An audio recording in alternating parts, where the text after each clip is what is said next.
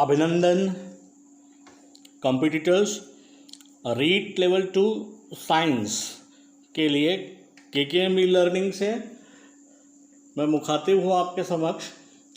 हम आज रीट लेवल 2 में साइंस के सिलेबस का एनालिसिस करने जा रहे हैं। एक विश्लेषण प्रस्तुत कर रहा हूँ। इसकी वीडियो देने से पहले हालांकि सूक्ष्म जीव के 2 वीडियो आपके समक्ष प्रस्तुत कर चुका हूँ और आपका अच्छा रुझान रहा उनके प्रति, बहुत अच्छे फीडबैक मिले हैं मुझे। और इस चरण में हम एक कदम आगे चलें इससे पहले एक बार हम इसके सिलेबस को इस तरीके से देख लेते हैं।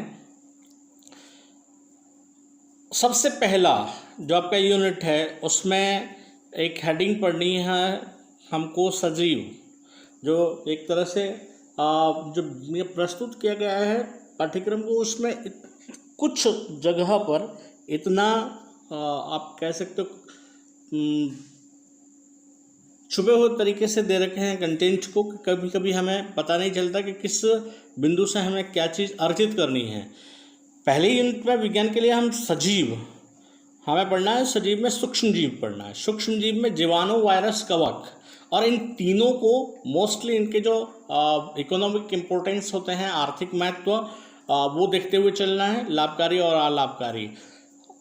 आपको बता दूं यहाँ पे जब जीवाणु, वायरस और कवक को पढ़ेंगे तो निश्चित तौर पे हमें जीवों का जो वर्गीकरण था, वर्गीकरण से हम इसको शुरुआत करने की चेष्टा करें तो काफ़ी अच्छा रहेगा, जहाँ से हम ये आराम से निकाल सकें कि जीवाणु का स्थान क्या रहा है, वायरस या विषाणु का स्थान क्या रहा है, कवक का स्थान क्या रहा है, और फिर इनका क्लासिफिकेशन आएगा, उसमें अलग अलग उदाहरण होंगे और ये हमारे लिए किस तरह से लाभकारी हैं या लाभकारी हैं, इसका हमें पढ़ना है।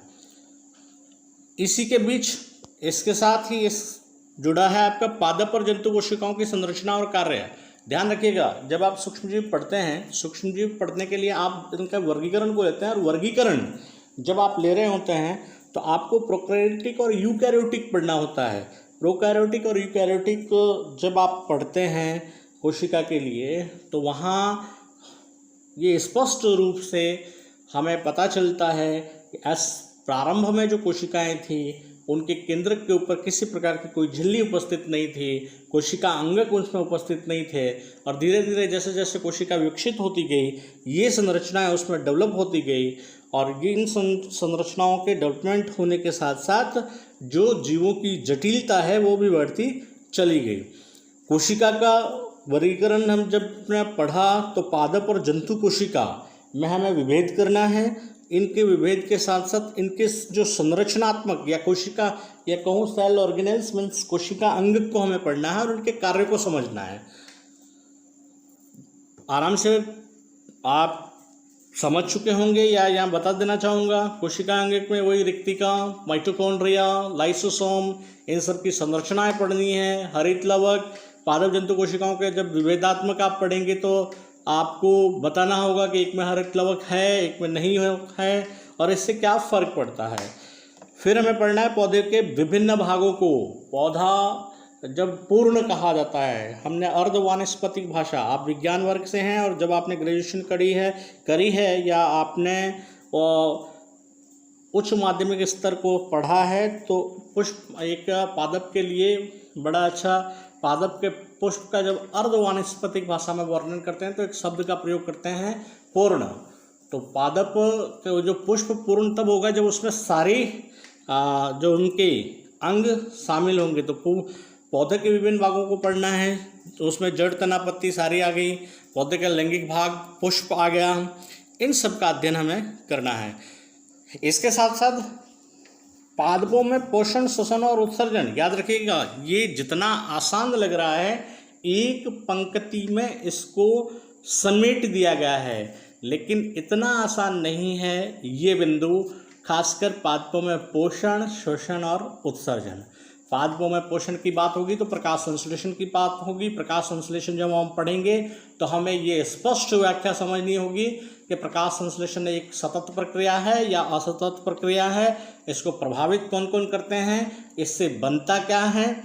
और जब हम शोषण पढ़ेंगे तो शोषण में हम भोजन के विखंडन को पढ़ेंगे, ग्लूकोज का विखंडन होगा और इससे ऊर्जा की उत्पत्ति तक हम जा रहे होंगे, ऊर्जा ATP आएगा इसमें। और जब हम पादप से उत्सर्जन की बात करेंगे तो आपको बता दूं कि पादप का सबसे बेहतर उत्सर्जन पदार्थ जो है वो मानव का सर्वाधिक उपयोगकारी पदार्थ होता है, वो है ऑक्सीजन। इसके अलावा बहुत सारी चीज़ें जैसे रबड़ है, लेटेक्स चीर चुके हैं उससे, ये इनका अपशिष्ट होता है। गोंद ये भी इनका अपशिष्ट है। इन सबको पढ़ना है। कोशिका विभाजन समसूत्री अर्धसूत्री विभाजन दोनों का महत्व, और लैंगिक जनन में कौन सा विभाजन है, इनकी क्या क्या अवस्थाएं होती है और ये किस तरह से प्रभाव कोशिका और आप कह सकते हैं कि जीव की संरचना को विकसित करने में किस प्रकार से अपनी भूमिका अदा करते हैं। ये सारी बातें जब हम इसको पढ़ेंगे तो हमारा ये टॉपिक कंप्लीट होगा। तो हम आपको इन सब के वीडियो प्रस्तुत करेंगे, इनके साथ साथ उनके बहुत सारे MCQs आपको मिलेंगे, इनके PDF नोट्स आपको KKME लर्निंग से प्रोवाइड करवाए जाएंगे। हम इसका अगला लेते हैं, मानव शरीर एवं स्वास्थ्य। याद रखिएगा, इसको अगर चरण में पढ़ना चाहें हम तो हमें क्या क्या फॉलो करना है। सबसे पहले संतुलित भोजन को देखना है। संतुलित भोजन किसे कहेंगे, जिसमें सब तरह के अवयव मौजूद हैं। वो अवयव क्या हैं, यही इसकी स्टडी है आपकी। इनकी कमी से क्या क्या हो सकता है। सूक्ष्म जीवों से फैलने वाले रोग जैसे क्षय रोग है, खसरा है, डिफ्थीरिया है, हैजा है, टाइफाइड है। और जब रोग आप पढ़ेंगे तो मोस्टली आपको ये रोग किससे होता है, या इसके एक तो इस रोग को उत्पन्न करने वाले और दूसरा इनके वाहक, इन दोनों को देखना है। उनके होस्ट यानी इनको अगर वो परजीवी हैं तो किस तरह से उनका जीवन यापन हो रहा है उससे संबंधित। फिर हमारे शरीर पर ये क्या प्रभाव डालते हैं और इनसे बचने का उपाय क्या हो सकता है, एक तो प्रसार का और इनके बचाव का। मानव शरीर के विभिन्न तंत्र, ये और एक हिडन जो टॉपिक है, छुपा हुआ टॉपिक है और स्पष्ट टॉपिक नहीं है। मानव शरीर के विभिन्न तंत्र याद करा दूं मैं आपको, जब भी रीट, आरटेट या सीटेट हम पढ़ रहे होते हैं तो ये कुछ ऐसे टॉपिक हैं सिलेबस के अंदर जो छुपे हुए टॉपिक कह सकते हो आप, हिडन टॉपिक्स हैं, जहाँ तक जिनकी विस्तृत हम अंदाज़ा नहीं लगा सकते या हमें समझना होता है कि किस क्षेत्र तक उसको पूछा जा सकता है। क्योंकि जब रीट का बेसिक फंडा माने तो 6 to 8 तक अप टू 10th लेवल की जटिलता आपको मिल सकती है या सीनियर सेकेंडरी की जटिलता आपको डाली जा सकती है। लेकिन इसके जो भाग होंगे जैसे मानव शरीर के विभिन्न तंत्र, तो निश्चित रूप से आप मान के चलिएगा जो अप टू 10th लेवल में है न्यूट्रिशन में, पोषण में, तो उसमें आपका पाचन तंत्र शामिल है, श्वसन तंत्र शामिल है, उत्सर्जन तंत्र शामिल है और परिसंचरण तंत्र शामिल है। ये सब तो पढ़ना ही पढ़ना है। इसके अतिरिक्त यदि आप थोड़ा सा देखें, हालांकि वो एक अलग से टॉपिक में आ चुका है, तो जनन जैसी जनन वाले भाग को हम पढ़ सकते, वो आ जाएगा आपका एकदम स्वतंत्र रूप से, तो वो हमें पढ़ना ही पढ़ना है। जंतु प्रजनन एवं किशोरावस्था, इसी की बात कर रहा था मैं। ये एक अलग हेडिंग से डाल दिया इन्होंने कि जनन की विधियाँ, लैंगिक जनन, अलैंगिक जनन, फिर जनन से पहले जो विकास की स्थिति दिखाई देती है जिससे ये पता चलता है कि जीव, पादप या जंतु जनन के लिए तैयार हो चुके हैं। वो किशोरावस्था होती है या पादपों में ये पुष्पन की अवस्था होती है, यौनारंभ को पढ़ना होता है। और इन दोनों में आपको शारीरिक परिवर्तन पढ़ने हैं, जनन में हार्मोन्स की क्या क्या भूमिका रहेगी और जननात्मक स्वास्थ्य क्या होगा, इस पे आपको फोकस करना है। सबसे महत्वपूर्ण बिंदु अब शुरू हो रहे हैं आपके जो भौतिक विज्ञान से हैं। जो गणित के विद्यार्थी हैं उनके लिए ये काफ़ी आसान होता है और जो जीव विज्ञान से ताल्लुक़ रखते हैं वो थोड़े से इसमें हिचकिचाहट महसूस कर रहे हो हैं, लेकिन इतना कॉम्प्लिकेटेड यहाँ पर नहीं, केवल समझना है। बल और गति, हेडिंग 2 ही दे रखा है लेकिन 4 बिंदु हैं इसमें समझने वाले। बल गति में बलों के प्रकार, पेशीय बल है, घर्षण बल है, गुरुत्व बल है, चुंबकीय बल है या स्थिर वैद्युत बल है। फिर दाब, गति है, गति के प्रकार हैं, और चाल, दाब और चाल इनसे रिलेटेड है, इसलिए हमें इनको साथ में पढ़ते हुए चलना है। फिर आइए आपको एक बिंदु मिलता है ऊर्जा। ऊर्जा किसे कहते हैं, ऊर्जा के प्रकार क्या क्या हो सकते हैं। फिर ऊर्जा के परंपरागत और वैकल्पिक स्रोत कौन कौन से होंगे, और सबसे महत्वपूर्ण ऊर्जा संरक्षण, इसका नियम और ये किस किस रूप में होता है। क्योंकि हम जानते हैं कि ऊर्जा को न तो संग्रहित की जा सकती है, ऊर्जा का केवल एक रूप से दूसरे रूप में परिवर्तन हो सकता है। तो जो ऊर्जा संरक्षण का नियम है वो इसमें मोस्टली फोकस करना है हमें। ऊष्मा, ताप की अवधारणा को देखना है। गलन, क्वथन एवं वाष्पन, संघनन, ऊर्ध्वपातन, ऊष्मा के कुचालक और सुचालक पदार्थ, और सबसे महत्वपूर्ण भाग ऊष्मा में ऊष्मा की संचरण विधियाँ, चालन, संवहन और विकिरण। हमें बड़े अच्छे तरीके से देखना है कि यदि हम किसी लोहे की पट्टिका पर मोम से कुछ तीलियाँ चिपका दें और उसको दूसरी तरफ से गर्म कर दें तो एक स्थिति आएगी जब एक एक करके वो तीलियाँ गिरने लग जाएगी। तो इसका कारण क्या होगा, ये इन्हीं चालन, संवहन और विकिरण विधि में आपको आएगा। सूर्य का प्रकाश यदि पृथ्वी तक पहुंचता है तो कौन सी विधि से आएगा, ये इसके अंतर्गत आपके आ जाएंगे। ऊष्मा का आदान प्रदान किन रूपों में होता है, दैनिक जीवन में ऊष्मीय प्रसार के उदाहरण क्या क्या हैं और ऊष्मा के उपयोग क्या क्या होंगे। फिर भौतिक विज्ञान का एक टॉपिक है आपके पास, प्रकाश एवं ध्वनि। याद रखिएगा, प्रकाश बड़ा महत्वपूर्ण टॉपिक है, बहुत सारे सब टॉपिक्स इसमें होते हैं, लेकिन याद रखिएगा आप राजस्थान से यदि रीट का एग्ज़ाम दे रहे हैं तो बड़े अच्छे से याद करा दूं मैं आपको कि राजस्थान की परीक्षा को बड़े अप्रत्याशित परीक्षा मानी जाती है, क्योंकि ये आपके सेंटर के एग्ज़ाम की तरह जैसे एसएससी और यूपीएससी के एग्ज़ाम होते हैं, ये किसी का सिस्टम की तरह नहीं जाकर कहीं से कुछ भी पूछने के लिए जाने जाते हैं। लेकिन एक बड़ी अच्छी बात इनमें है कि ये ग्राउंड को पकड़ के रखते हैं। मतलब क्या है वो मैं बता देता हूँ। प्रकाश के स्रोत और छाया का बनना, प्रकाश कहाँ कहाँ से मिलेगा आपको और छाया कैसे बनती है। फिर प्रकाश का परावर्तन, यहाँ अपवर्तन कहीं पर भी लिखा हुआ नहीं है, याद रखिएगा, प्रकाश का अपवर्तन नहीं है, लेकिन आपको पढ़ के जाना है। क्योंकि मैं वापस ये कह दूँ कि राजस्थान के एग्ज़ाम कहीं से कुछ भी पूछने के लिए बड़े प्रसिद्ध हैं।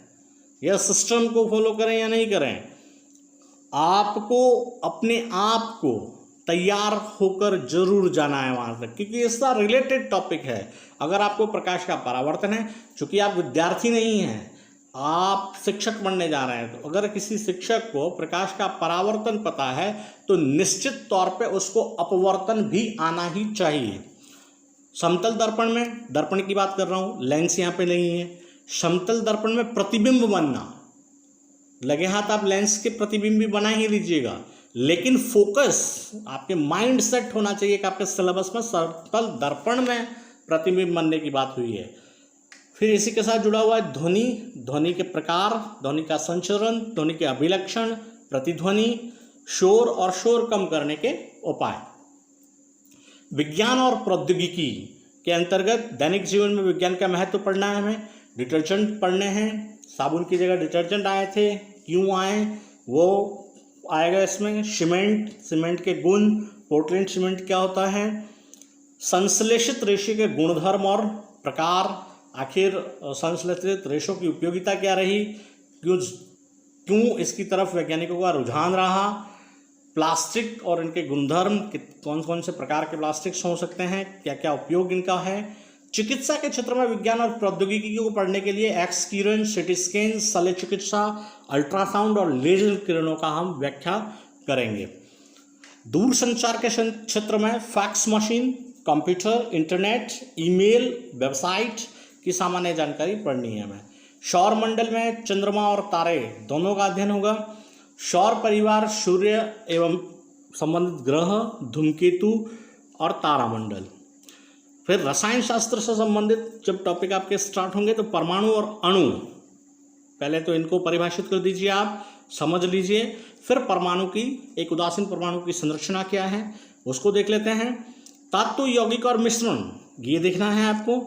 तत्वों के प्रतीक, ध्यान रखिएगा, तत्वों के प्रतीक जब पढ़ोगे तो प्रतीक प्रणाली आएगी तो वहाँ दो चीज़ें मिलेंगी आपको, एक बर्जीलियस मिलेंगे और दूसरे जो है वो आपके IUPAC का सिस्टम मिलेगा। 3 नियम जो था वो बर्जीलियस का था, चौथा IUPAC का नियम आया था। यौगिक के रासायनिक सूत्र किस तरह से आपने बनाए, और रासायनिक समीकरण। जब रासायनिक समीकरण की तरफ जाओ तो वापस मैंने कहा कि एक हिडन टॉपिक है, रासायनिक अभिक्रिया हम पहले पढ़ लेंगे और फिर रासायनिक अभिक्रिया से सीधे रासायनिक समीकरण की तरफ बढ़ जाएंगे। पदार्थ की अशुद्धियों के पृथक्करण की बहुत सारी विधियां हैं, वो देखनी है हमें। रासायनिक पदार्थ में हम अम्ल, क्षार और लवण, ऑक्सीजन गैस, नाइट्रोजन गैस और इनसे रिलेटेड नाइट्रोजन चक्र, याद रखना नाइट्रोजन चक्र बहुत ज़रूरी भाग है प्रकृति में होने वाली प्रक्रिया। फिर इनसे रिलेटेड इनके ऑक्साइड्स, कोयला, पेट्रोलियम, प्राकृतिक गैस, हरित गृह का प्रभाव, ग्रीन हाउस इफेक्ट, वैश्विक तापक्रम जो ग्लोबल वार्मिंग हम बोलते हैं, हाइड्रोकार्बन की सामान्य जानकारी आएगी। यहाँ तक हम विज्ञान के ये भाग कंप्लीट करेंगे और उसके बाद हम जिस विषय के शिक्षक बनने जा रहे हैं उसकी विशिष्ट योग्यताओं का अध्ययन होगा। शिक्षण विधियां प्रथम भाग में देख लीजिए आप। विज्ञान की संरचना और प्रकृति क्या है, प्राकृतिक विज्ञान, लक्ष्य और इसके उद्देश्य, विज्ञान को समझना, विज्ञान की शिक्षण विधियां ये आएंगी। और शिक्षण विधियां जो सेकंड है इसके तहत नवाचार, पाठ्य सामग्री, सहायक सामग्री क्या क्या यूज करनी है आपको। विज्ञान है तो प्रयोगशाला दिखानी है या आपको मॉडल दिखाना है। मूल्यांकन किस तरह से करेंगे आप विज्ञान के शिक्षक होने के नाते, क्या क्या समस्याएं हो सकती है बालकों की, और उपचार, ध्यान रखना है इसको दूसरे शब्दों में तो उपचार और निदान के रूप में आपको देखना है।